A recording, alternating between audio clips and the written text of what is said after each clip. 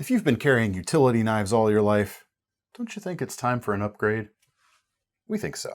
And we're going to talk about it on today's episode of KniFAQ, episode 229 of the series, where we answer all your questions, sharp or dull.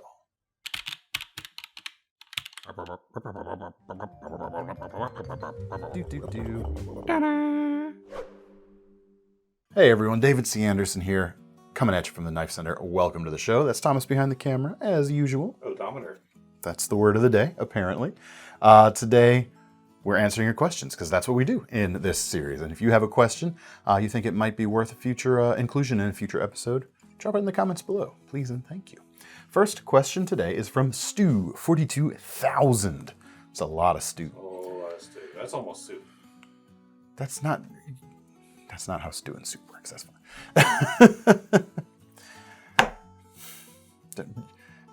Thomas knows that soup is a subject near and dear to my heart, and he's just trying to wind me up. It's not going to work, I tell you. It's already worked. Dang it.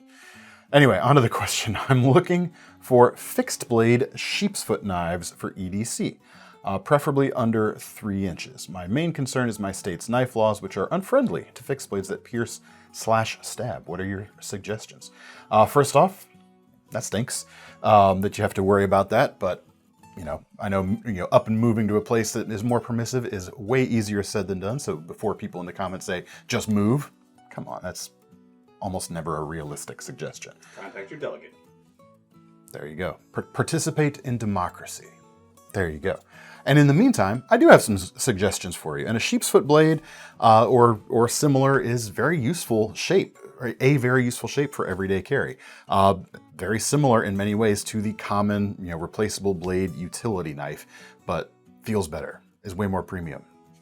Pride of ownership is greater, I think. Just make sure you know how to sharpen, which I think you do, given that you're asking the question. So I got a range of things here from budget to more expensive, production up to full custom. Let's check them out. The first thing that came to mind is honestly the minimalist cleaver from CRKT, and technically not a sheep's foot design, but kind of achieves what you're looking for, I think. Club sheep's foot. A club sheep's foot club. It does have a little thing going on up here at the top. It's makes it a little more than a rectangle, which is interesting. Sheep is wearing elf shoes.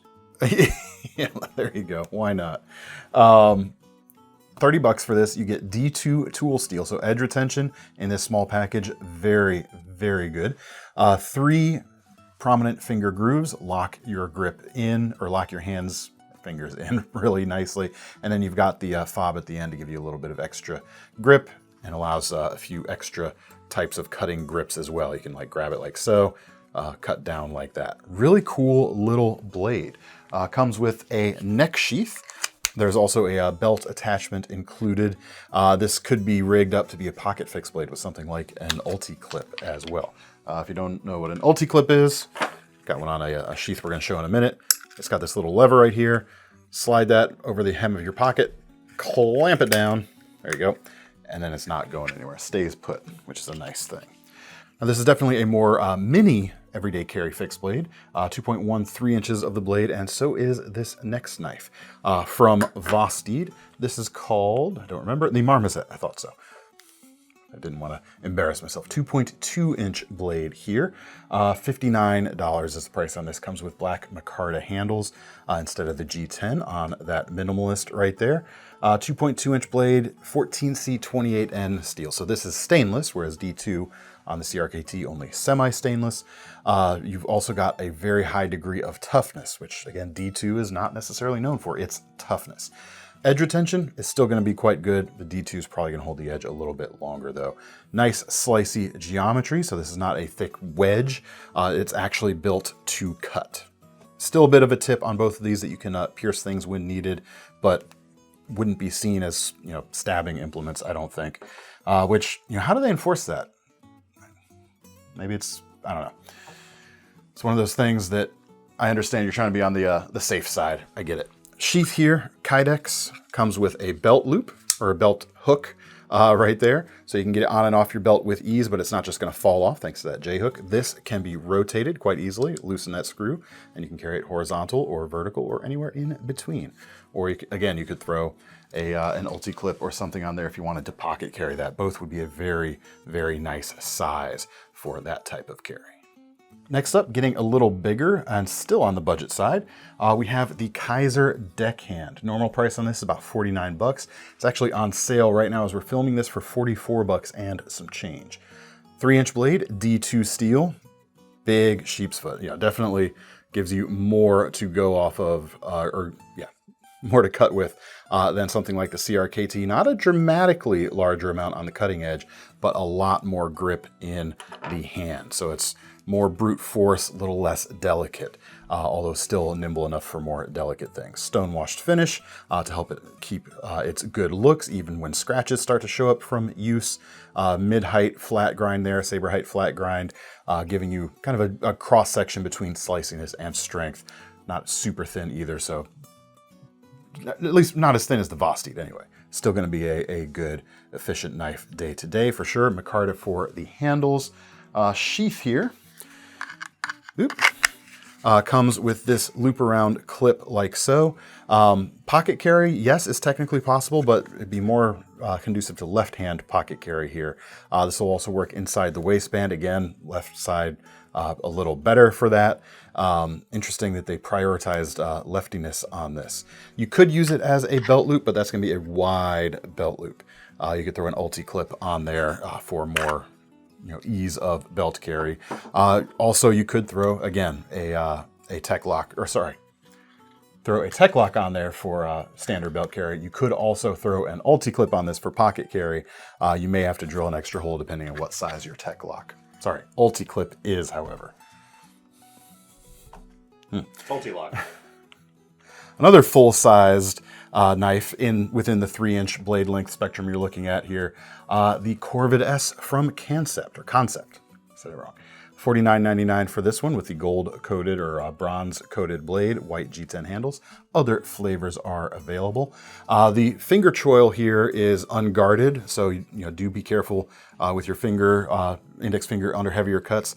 You've got a guarded, or you've got a finger guard on the deckhand here, so that could make a difference between which one you choose here, or the steel selection. Again, we've got a D2 option and a 14C28N option here with the Corvid S.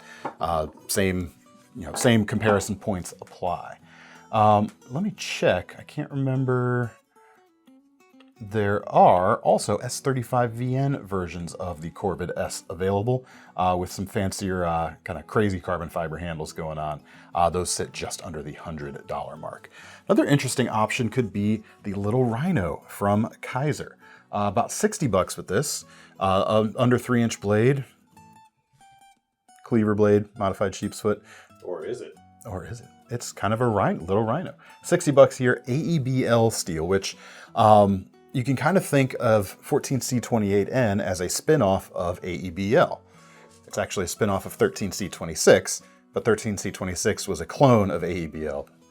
Weeds, get out of here.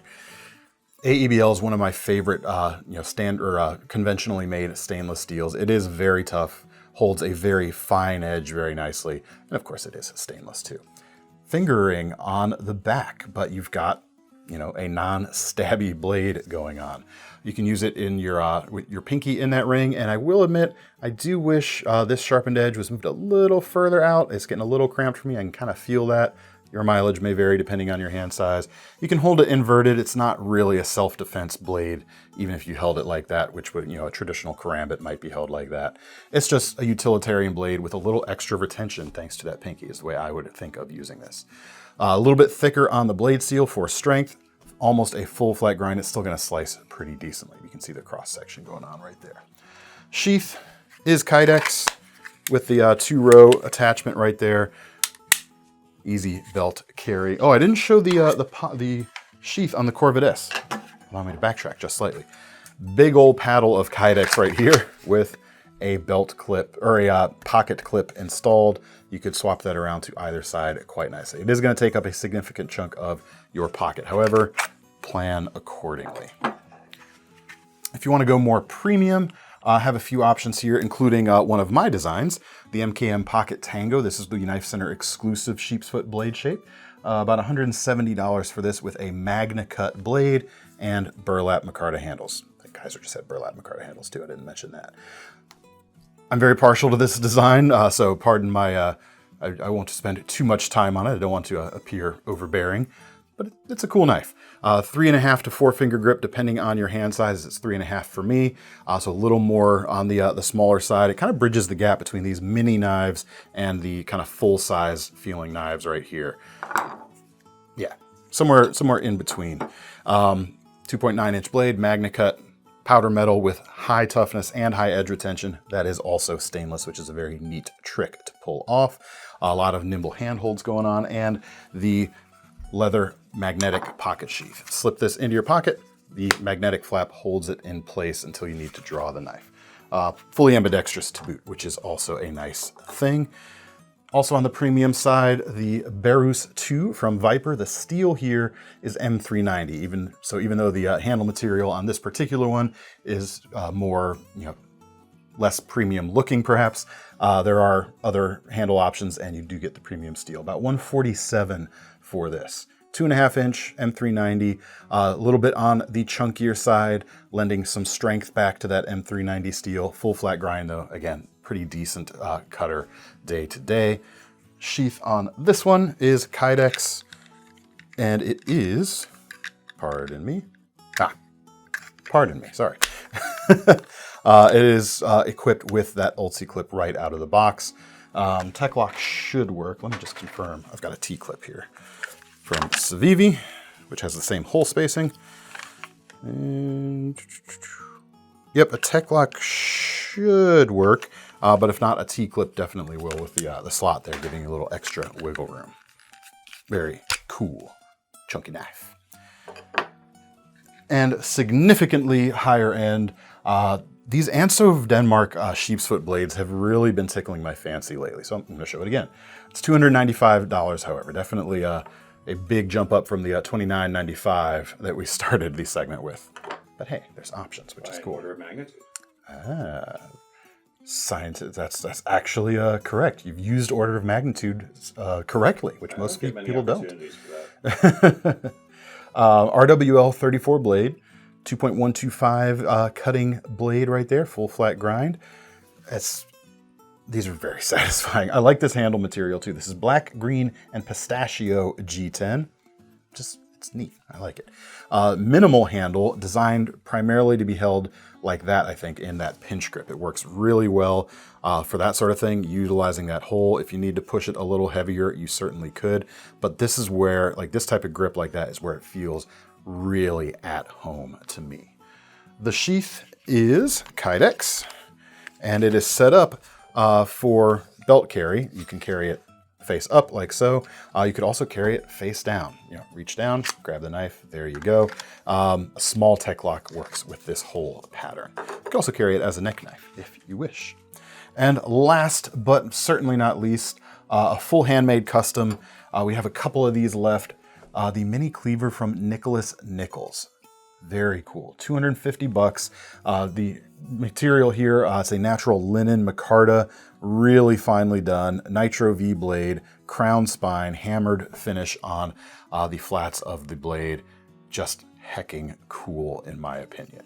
And you still have a bit of a tip on here, even though it's a cleaverish thing, so you can still, puncture when needed.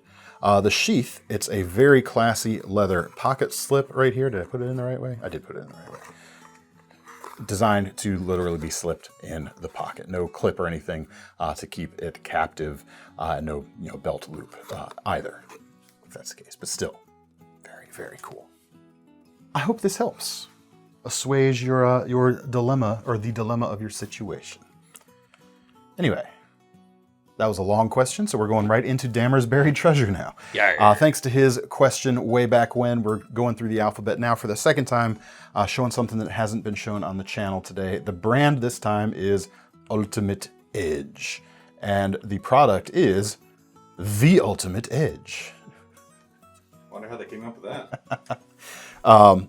There are two sizes. We have the Sportster model, which is the smaller, and the full size. $22 for the Sportster. It's an aluminum handle, or aluminum cover, that becomes a handle when you screw it on this side with a diamond sharpener, on the cap section, and it's got that cat's eye shape to it. So you can do anything from wavy recurved edges to hawksbills to straight edges, perfectly flat stuff. The only thing that would be more difficult on something like this would be something like a Scandi grind, because you don't have any flat anywhere on this. But you do have 600 grit and 600 grit and 300 grit available on there, and then folds right away, or unscrews and goes back into itself to a very compact dimension. Interestingly, the larger model is just 600 grit. No 300 grit on those. The larger model does have one thing the smaller model doesn't, however, and that's this rubber cap on the end of the diamond here. So you could theoretically hold it like so and be sharpening like so. You could do it with the other one too, but you wouldn't have the nice bit of padding from the rubber right there. Prices on those, 22 for the Sportster, if I didn't mention already, about 28 for the full size, which is the 4NF Sportsman. Sportster. Should have called it like the little sport then. Sportsman and like little sport. Junior varsity. The JV sport. There you go. There we go. We're on you. Closing in on the end of the alphabet. Next question. We're into the lightning round for today. Eric Extraordinary says, DC, I have a lightning round question. Which steels are the most overlooked / underappreciated in today's knife market? I think it might be 12C27 or VG10. I could see an argument being made for either one of those. Those are both very good steels that have just kind of been outshined by quote unquote better stuff, or more appealing stuff on the market anyway. I'm gonna throw a bomb here though, however. I'm gonna go out on a bit of a limb, and I'm gonna stand by this certainly, and say the most underappreciated steel in today's market when it comes to the enthusiast mindset, HCR13 MOV. Fight me in the comments, I dare you. Yes, tons of things are quote unquote better than HCR13 MOV, but it is a perfectly capable steel that can get knives to a very nice price point while still offering decent performance. It's virtually the same as AUS 8, and people seem to like AUS 8, so what's the big deal? Fly lotion to that hot take. I'm standing by it. Yeah, there's a lot of stuff that's better. Is this massively underappreciated? Absolutely. Next question. DDoubt3023. Hi, I recently lost the knife I carry to work. Do you have any recommendations for a replacement? It must be 3 inches or less in blade length, have a locking blade, and a budget of $25. Woof. $25 can get you a decent knife. In fact, we did a video a few weeks ago on the very subject. We'll leave a link up here. Interestingly though, the knives in the $25 budget range that I think of as like good work knives are all bigger than 3 inches. When you get down to the sub 3 inch mark under that price point, it's kind of opens up this weird hole where there's some like EDC or like fine type of stuff, but nothing that feels like rugged work knife. Far fewer. If you could go a little bit bigger on the blade length, you'd have much more in the way of options, but I understand that's not an option for you. So I would go with either something like the Kershaw Fraction, but again, that feels a little more medium, lighter to medium duty. Maybe something like the M2.0 M&P flipper with a 2 3/4 inch blade. This is like $23 right now. HCR13 MOV blade. Shut up, it's fine. Rubberized coating on aluminum handles, giving you a little bit of grip. You've got pretty darn good flipping action, if I'm honest. And it's something at that $25 price point. If you lose this one, it's not gonna matter too much, but it's still going to get the job done.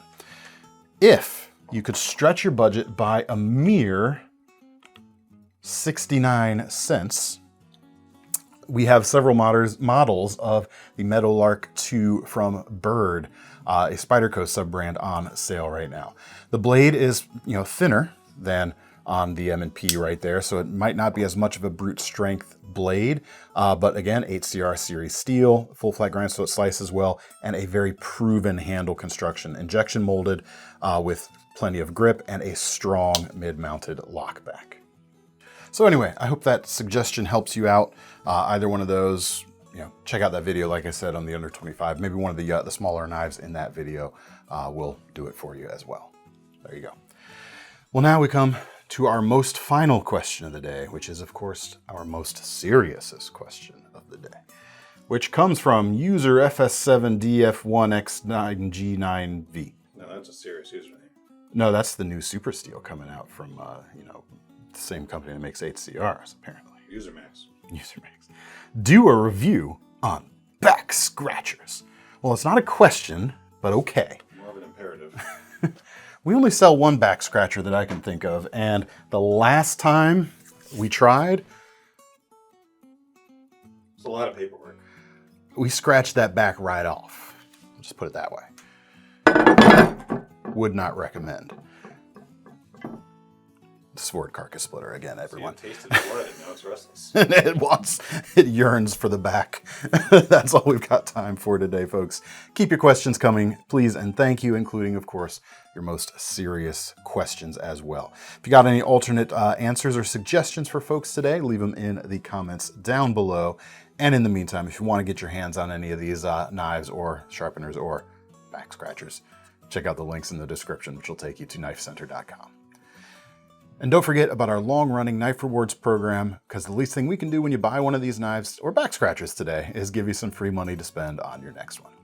I'm David C. Anderson from the Knife Center. That's Thomas behind the camera, and we're signing off. See you next time.